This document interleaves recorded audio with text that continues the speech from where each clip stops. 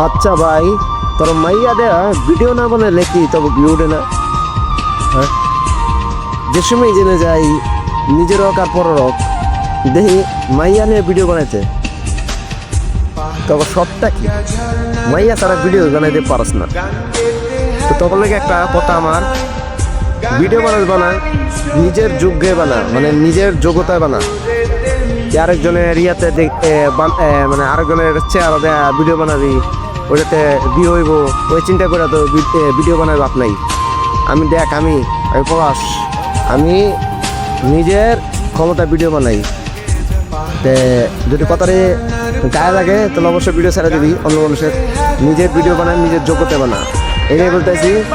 আর ভাবিস না আমি এরা নিজের লেগে কইছি, সবার লেগে করতেছি। ভালো থাকিস, সুস্থ থাকিস, এটা আমি কইতেছি, ভিডিওটা দেখলে বুঝতে পারবি। আল্লাহ হাফেজ।